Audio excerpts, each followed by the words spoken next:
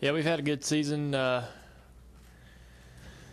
Everything's been going pretty good, and I do enjoy racing at Texas. It's a mile and a half, like a lot of tracks we run on in the series, but this track's got some oddities to it, and things about it that make it a lot different than most of the other mile and a halves. The exits to turn 2 especially is really a real challenge, and the bumps and stuff are pretty challenging on the bottom of both corners.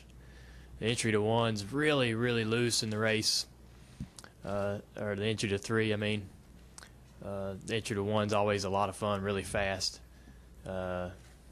And just trying to get the car through the middles, the challenge there. But it's a unique place, and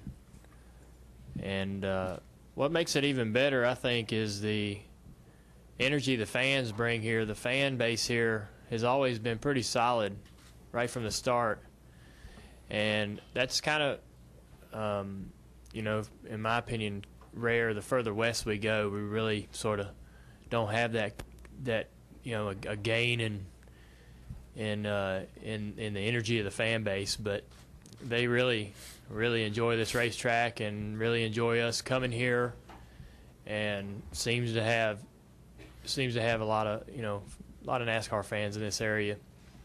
So that makes it even funner to be here when you know that there's a lot of people that are going to come out and support the track, and Eddie does an interesting job, kind of out of the box a lot of times on the things he does, and that makes it that's really a lot of credit's got to be given to him and his staff for what the track is today, and how well the track does.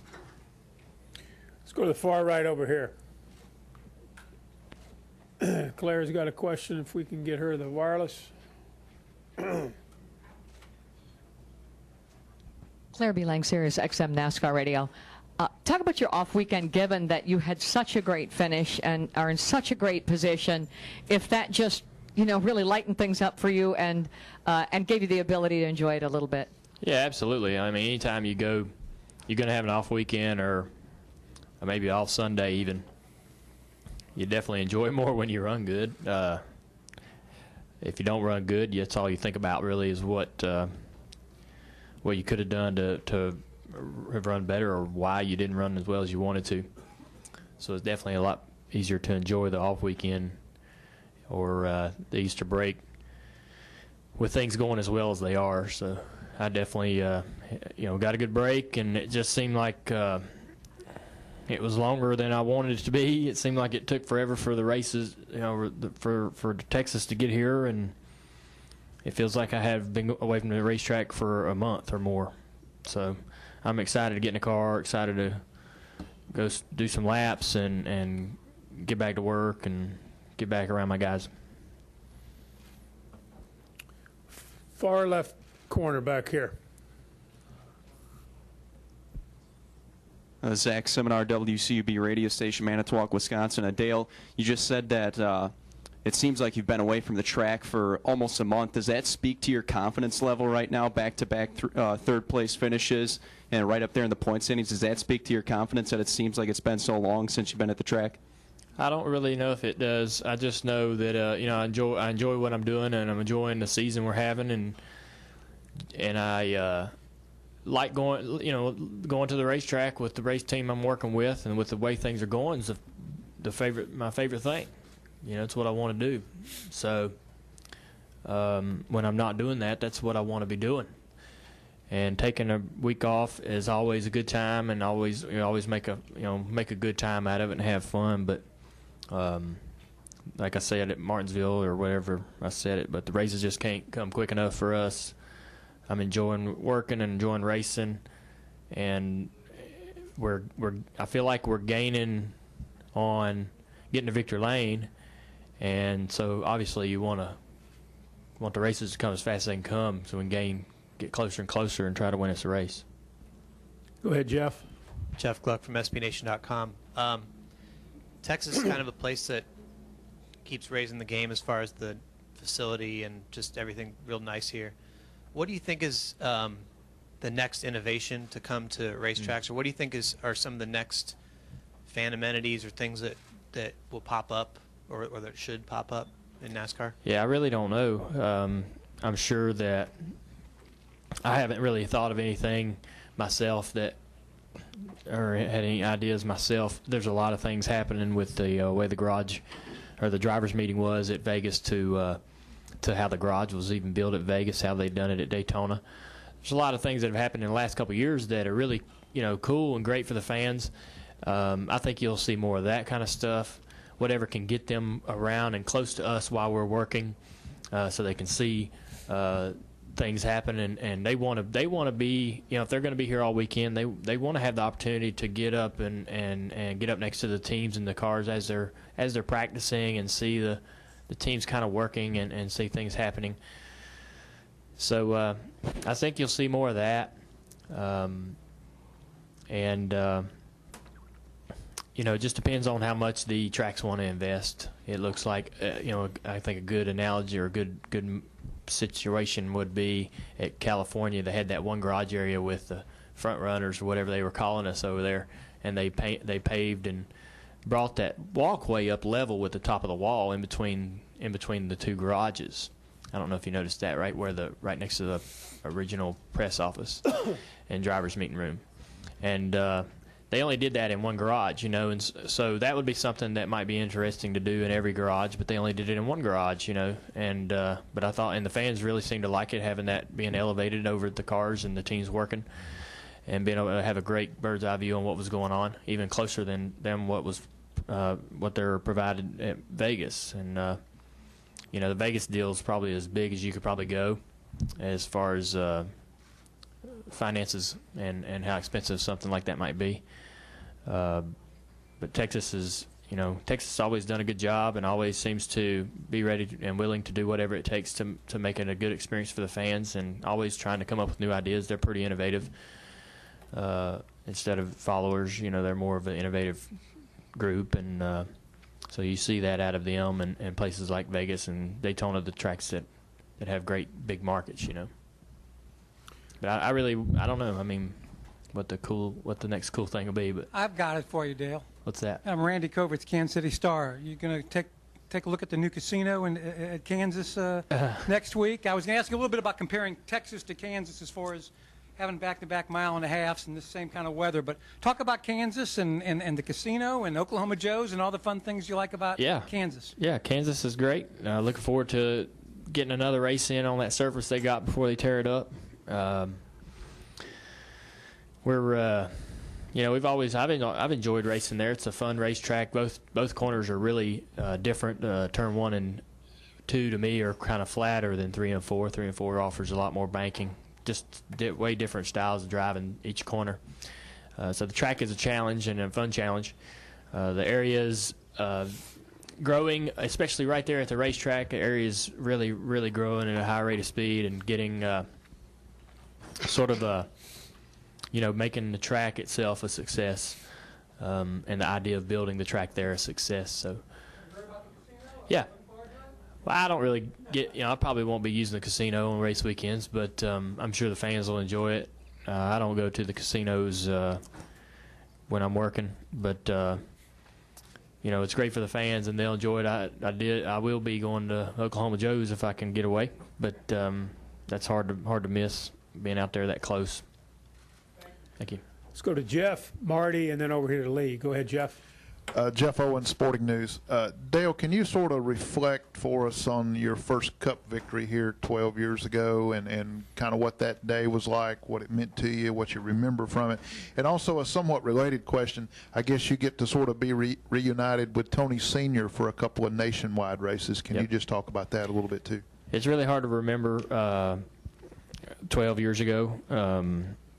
Winning your first race is a great feeling, and I just, I've answered this question several times in this room, and it gets harder every time just because it gets further away. But you you're just relieved because you want to be able to do this for a living, and there's no guarantees. And you have it, when you win your first race and do it, we did it at Texas, which has been good to me. They have they have used the fact that I won that race in various ways to make me proud of that moment and make that moment even more special to me. It shows me that it meant something to them that I had won here. So it's just you're just really relieved because you want to drive cars for a living, and you want to be able to you want to be good at it. You don't want to you don't want to struggle your whole life. So winning that first race really kind of breaks, cracks that mold away from, all of that, and gives you a little more vision on a clear vision on what your future might be. And because there's so many unknowns and worry about whether this is something you want it so bad and you want to be a part of it for all, this is what I wanted. I wanted to drive cars all these years and be a part of it like I have. But at that moment and before that win, you didn't know whether that was going to work out and whether that would happen for you. So that starts to chip away at some of that and make you more aware and makes the vision a little more clearer to what the future might be for you. And I am excited to be able to work with Tony Sr. We had to make some changes in the shop there, and trying to help Cole and trying to help Pops and everybody around. Just trying. We'll do whatever we need to do to make that thing work and work better. But I am looking forward to working with Tony Sr., and I've always enjoyed working with him. I hold him to on a pretty high pedestal, and will enjoy being able to go to the track. And then I'm looking forward to going over today and getting on the racetrack and hearing his voice over the radio. That'll be pretty good time for me. Marty Smith, ESPN. Dale, for the last couple of years, of course, everywhere we go, the question is this finally going to be the weekend? Is this the weekend? What's it been like to have to answer that every weekend? And what is it about this team and this moment right now that leads you to believe that you're so close? Well, I think I haven't really had to answer that question too much. People know I'm not Nostradamus, so they don't ask me questions about the future. But I just I feel like we're 6 points out of the points lead. We're second in points. I mean, we're a competitive team in this sport. So I don't think I think we're better. I think it's a pretty easy argument to win that we're better this year than we were last year, and better than the year before that. So we're getting closer. I feel like we're getting closer. I don't really know what what the measuring stick is, but I think hopefully it's real close. I'm ready to win. I'm ready to go to Victor Lane. Been working with these guys, and they're working so hard. They're giving me really, really good cars. They deserve to win races, and I think the team deserves it. So ready to make it happen. We're just going to keep trying. We're getting closer, though. At least that's the bright spot of the deal. Good time for one more question. Go ahead, Lee.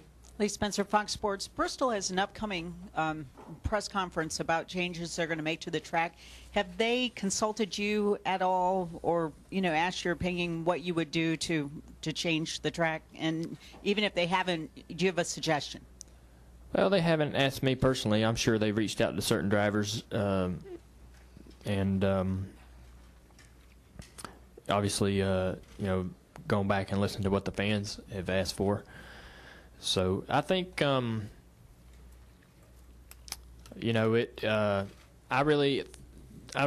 only one thing that's particular to me about the old racetrack that made it different and made it this particular thing to me about the old racetrack made the difference in the track entirely. And without it, I'm not sure how good it can be.